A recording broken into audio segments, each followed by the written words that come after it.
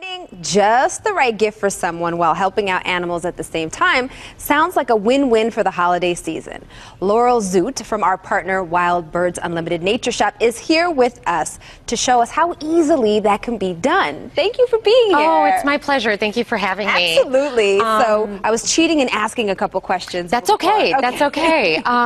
You know, earlier this year there was a really great study done where researchers were assessing the mental implications of having access to bird watching, bird viewing in your neighborhood or backyard. And what the researchers found was that people who regularly watch the birds have got better mental health, reduced depression, reduced stress, reduced levels of anxiety.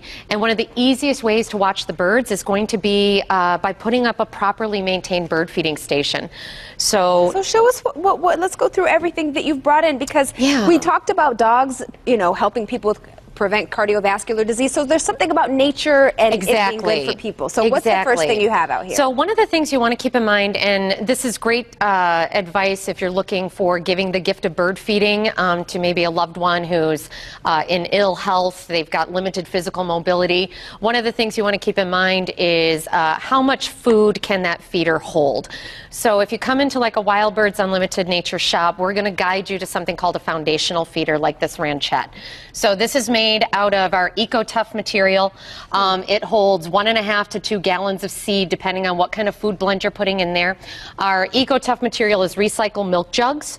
So according to the National Park Service, a single milk jug is going to take 450 years to degrade in a landfill. This isn't going to warp or crack or need to be replaced.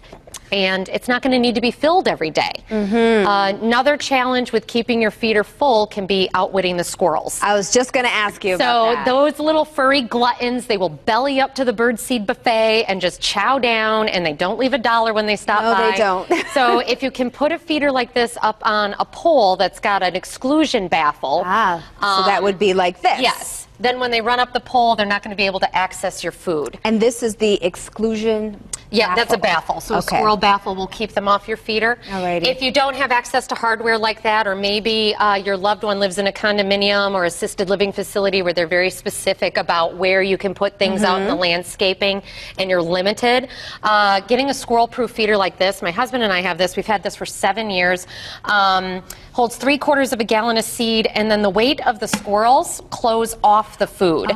So your food is going to last longer because you're only feeding the birds. You're not feeding the squirrels. That is really smart. So what should we consider when buying a bird house feeder?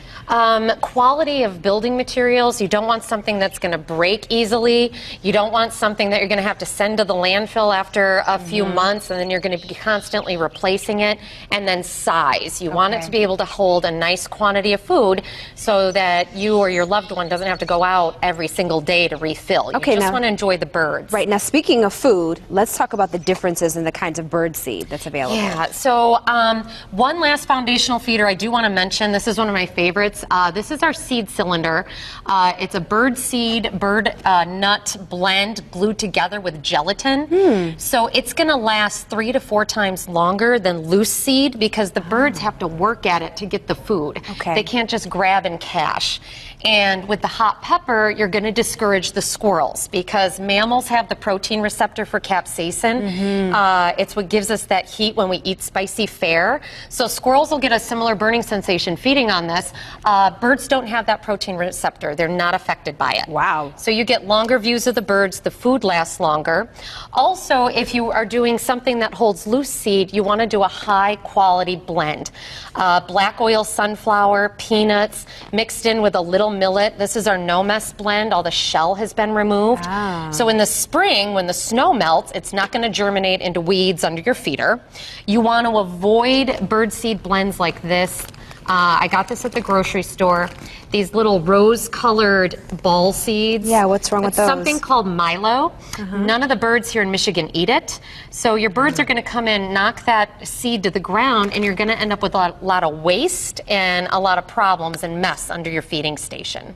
Okay, so what are suet feeders and why are they important this time of year? Well, we did include, it's another reason I love the ranchette, is it's got 2 suet cages attached. So in addition to being able to serve seed, you can serve the high-fat, high-protein food suet, which mimics the fat and protein that insect-eating birds get from eating bugs and insects.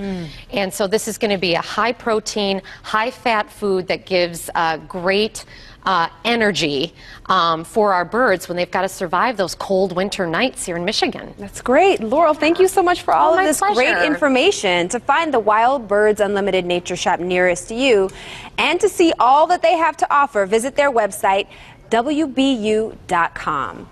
Great info. Thanks so much. Thank you. Jason?